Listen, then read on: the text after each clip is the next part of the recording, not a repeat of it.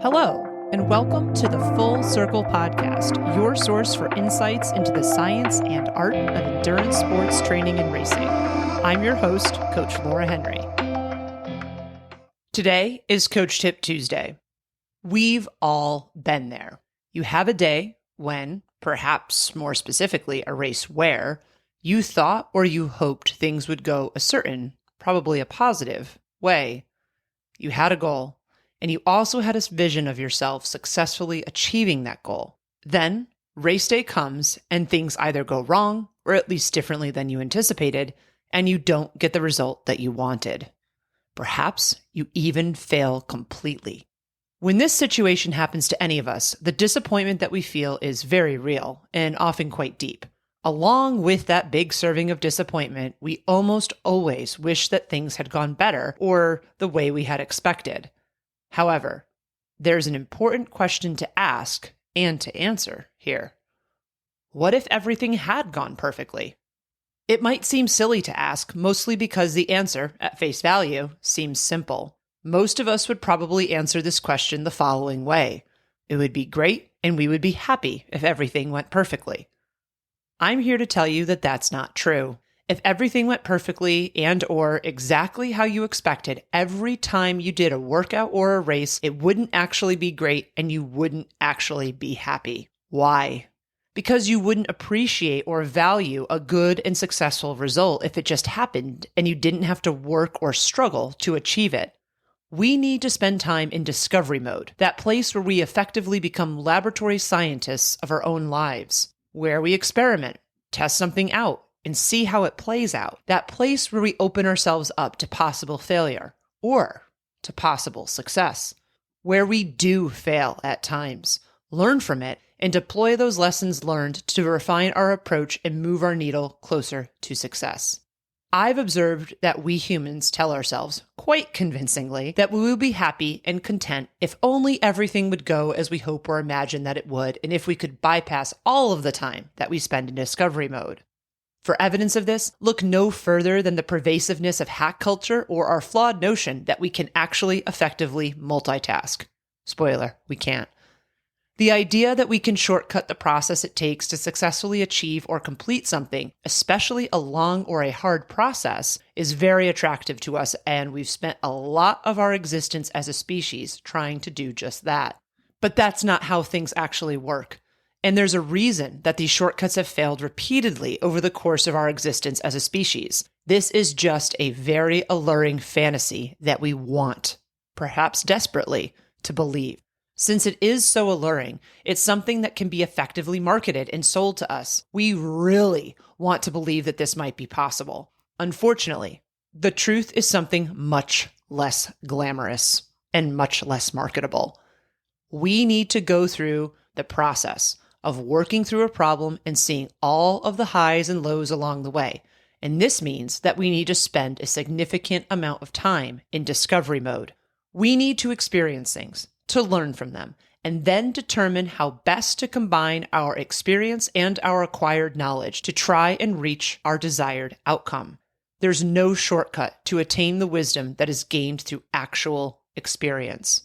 If there was a guarantee that we would be successful every single time we tried every possible thing in our lives, that success wouldn't feel nearly as fulfilling. In fact, I actually believe that it would not even feel like what we know success to feel like. It would just be normal. And as such, it would feel mundane, vanilla, common, ordinary. Dare I say, it would feel boring.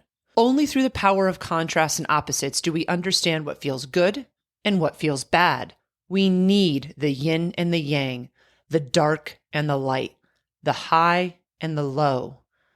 Only by both things coexisting and therefore having the possibility of experiencing both things do we value one thing and devalue another.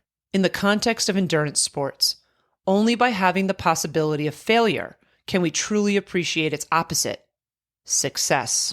Success, whatever shape it takes in our personal definitions of it, is relatively elusive and it's very hard to achieve. Paradoxically, that elusiveness and that difficulty is precisely what makes it valuable to us, and it's exactly why we seek it out. When something is rare, it's more valuable to us. To quote Tom Hanks in A League of Their Own, "It's supposed to be hard. If it wasn't hard, everyone would do it. The hard is what makes it great." The hard is what makes it great. Not it being easy makes it great. If it wasn't hard, it wouldn't be great. The struggle, the amount of time, the emotional investment, and the amount of trial and error that it takes to be successful is precisely what makes it feel so great when things do go well. It is very, very difficult to open ourselves up to the possibility of failure. It's also very hard to be a beginner and to acknowledge, especially publicly, that we suck at something. All of these things require courage, and this is especially true as we get older. As we move through our lives, we acquire higher levels of skill and inch closer to mastery level in many areas that make up our lives, such as our careers, our hobbies, and even our families. 20 years into a career, we have proficiency and skills that enable us to feel confident in our work a majority of the time, and we forget how scared we were on our first day. After playing a musical instrument for many years, we forget how we fumbled as we learned the right way to make sounds that translated into actual notes. A parent who has a 25-year-old kid is, in most cases anyway, a much better and more confident parent than the one who is taking home a screaming newborn from the hospital for the first time. You get the picture. Often, without us consciously realizing it, we creep closer to that mastery level as we grow older, and we get very, very comfortable with our hard-earned knowledge, which makes it so that we have greater probabilities of success a higher percentage of the time. We forget, again, often unconsciously, what it was like to be a beginner, when we didn't know what we were doing, and when we were embarking on a new journey of discovery where we had a higher probability of failure than success. It's important to remember that no one, and I mean no one, starts off as being great. We were all beginners in all areas of our lives at some point. There always has to be a first time that each of us does something. All of this means that we often start to fear failure and disappointment even more as we get older, and we often avoid situations where failure and disappointment might occur. We don't necessarily want to shed our mastery cape and to don a newbie cape, and instead, staying where we are, where we have that higher probability of success, feels better to us because it is more comfortable than facing the unknown. As Michael Easter notes in his best-selling book, The Comfort Crisis, this tendency toward and desire for comfort is actually killing us. We need to face the discomfort dragon and be willing to risk the possibility of failure so we can grow and give ourselves the possibility of success, perhaps even success beyond what we can initially imagine for ourselves. Especially as we get older, we need to recognize that we have a strong bias toward what we're comfortable with, and we need to intentionally introduce ourselves to situations where we are not proficient and where we don't have any degree of mastery. We need to purposely seek out these situations, not only so we can build our skill sets, but so we can build our mental strength and resilience. This increase in mental strength compounds over time and ultimately builds us into stronger athletes and people. We can leverage this acquired strength to help us attain success over time. Endurance sports provide a wonderful setting and opportunity for this intentionality. In fact, I would argue, based on my experience as a coach and as an athlete, that this is why so many people are drawn to endurance sports in the first place.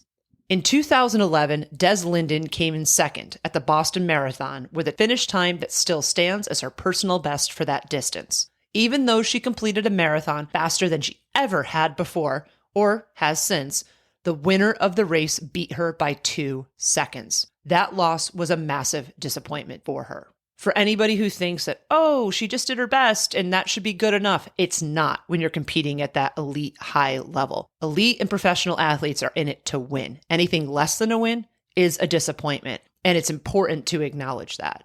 7 years later, in 2018, Des Linden became the first American woman to win the Boston Marathon in 33 years, and she did so by a margin of more than 4 minutes over the second-place finisher. Her disappointment at losing the Boston Marathon in 2011 fueled her training for the next 7 years and led to her building her strength and fitness to a point where she literally ran away from the rest of the field to come back and emerged victorious in 2018.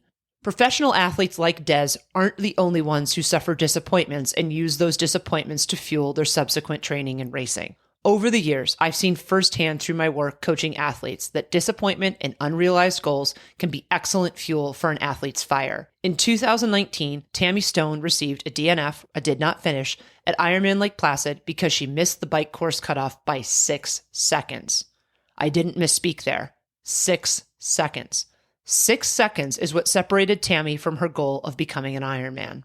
Over the next 2 years, she changed her approach and her strategy, and in 2021, she went back to Lake Placid and finished the race with more than 97 minutes to spare. While Tammy's experience is a very illustrative example of this principle in action, I have coached so many other athletes who have had similar experiences of disappointment followed by resounding success. If you find yourself in a situation where your results are not what you expected or what you wanted, don't see that disappointment as an obstacle. Instead, see it as an opportunity for you to learn from the experience and to deploy those lessons learned as you move forward. Ask yourself the hard questions. What went wrong? Why did it go wrong? What can you do differently or better next time? What are you willing to change and try in the future? When you do find success, you'll appreciate it that much more because of the amount of work you had to put in and what you had to overcome to achieve it. I should edit the question, what if everything went perfectly, that I asked earlier. Instead, I should ask, what if everything went perfectly after you experienced setbacks and disappointments? That is when the perfect day will feel good. You'll be able to truly appreciate it because you'll have overcome adversity and struggles in order to have that perfect day. You will have experienced the yin or the dark. And that will lead you to recognize when you do reach the yang, the light. The success will be that much sweeter because it will have been hard earned. Perhaps surprisingly, disappointment on race day can lead us to greater successes over time. And this is not just true for race day results. It's true of any pursuit, athletic and non-athletic, that we take on in our lives. By experiencing the negative, we can fully appreciate the positive. The hard lets us see what is great. That was another episode of the Full Circle Podcast. Subscribe to the Full Circle Podcast wherever you listen to your favorite podcasts. If you like what you listen to, please be sure to leave us a rating and review, as this goes a long way in helping us reach others. The thoughts and opinions expressed on the Full Circle Podcast are those of the individual. As always, we love to hear from you and we value your feedback. Please send us an email at podcast@fullcircleendurance.com or visit us at fullcircleendurance.com/podcast. To find training plans, see what other coaching services we offer, or to join our community, please visit fullcircleendurance.com. I'm Coach Laura Henry. Thanks for listening.